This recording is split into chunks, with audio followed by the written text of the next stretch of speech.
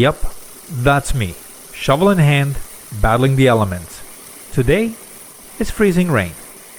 Just another great day in the Great White North.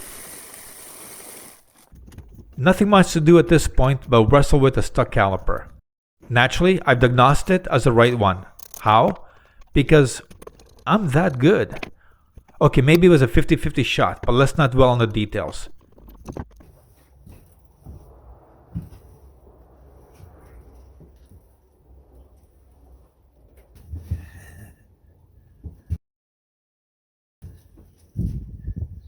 So much easier with the brake not sticking. Yeah, it's so much easier.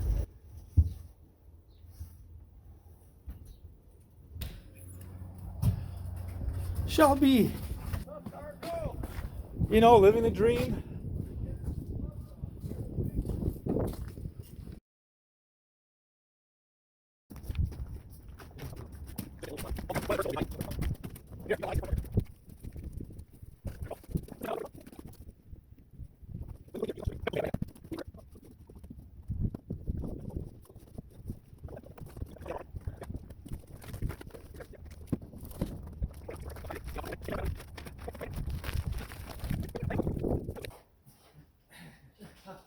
Oh, the clutch.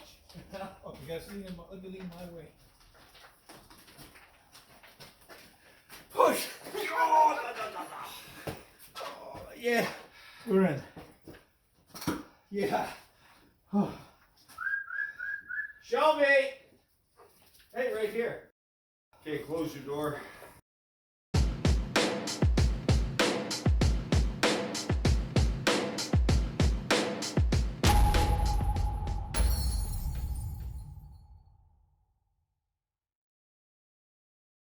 And here she is, my 2001 Kawasaki ZX12R barn find.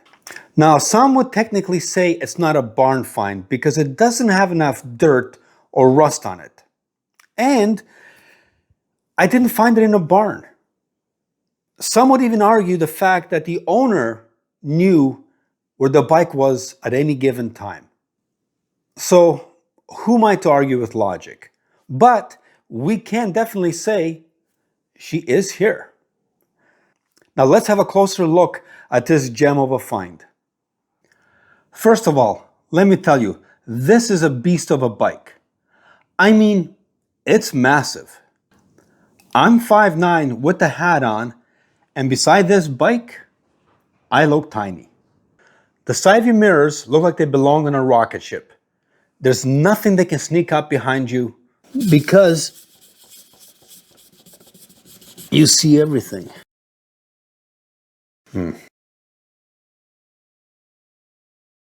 And for some reason,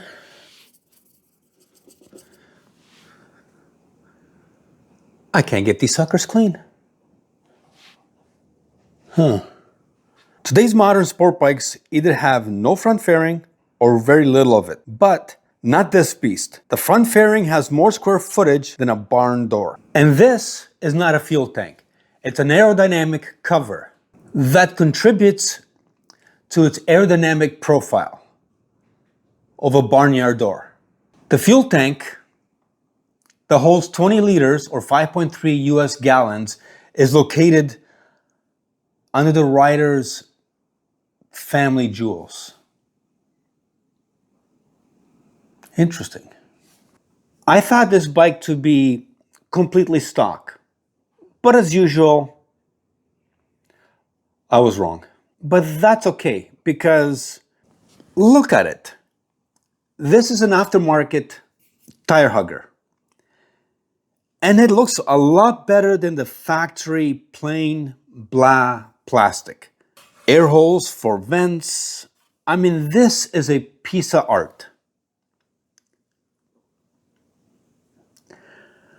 And I'm wondering, will this tire hugger fit on my ZX7?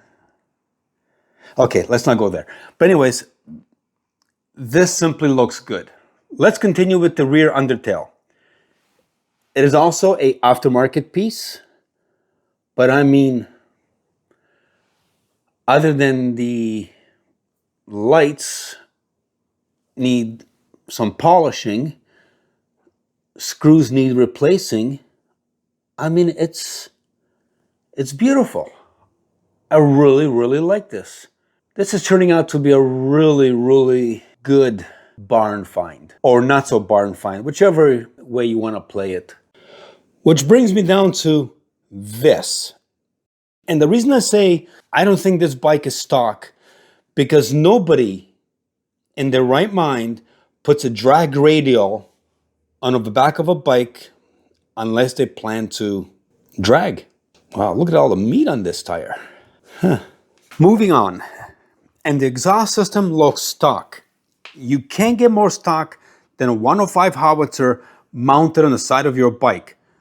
I mean, this thing is massive. And the chain, well, it's definitely stock, which confuses the hell out of me. I mean, drag radial, but stock exhaust, chain, and sprockets. Look at this radiator. The radiator fins are straighter than a big razor blade. I mean, she does look a little bit wet there. I guess from, well, oil coming from the valve cover. Not a big concern. And this part I love. How cool is that? Overflow that you can actually physically see. And then there's this. Some of you modern bike owners might be puzzled. This cap is where you add antifreeze. On this bad girl, you don't have to dismantle half the bike to top off the antifreeze. Sure, you don't need to add antifreeze every day, but simplicity is a beautiful thing. And these are the frame sliders. True to the bike size, these are massive and they're made out of aluminum, which is great because it allows me to make some adjustments.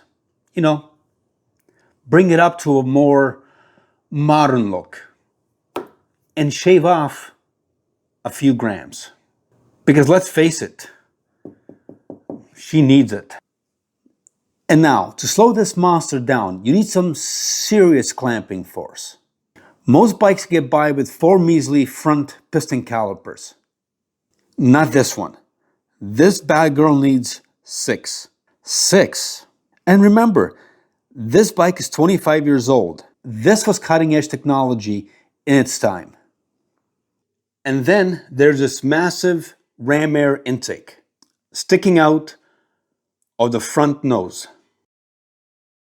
It rams air into an engine from 178 horsepower to a claimed 190 horsepower at top speed. It's like a mini turbocharger, giving you some serious power boost. Plus, it looks absolutely wicked. Okay, let me clarify. This isn't a different build series. Well, technically it is. And the reason I'm recording in front of the ZX7 instead of ZX12 is because when trying to record this segment in front of the ZX12, I forgot to hit the record button. So here we go. To dig a little deeper and truly understand the bike's condition, we need to remove what we can to reveal what we can't see. Now I'm confused. But you get the picture. Hey there, awesome people. If you loved this video, or even if you didn't, give it a thumbs up so we know you're still with us. And while you're at it, hit that subscribe button so we can spam your inbox with more amazing content. Oh, and leave a comment below. We'd love to hear from you.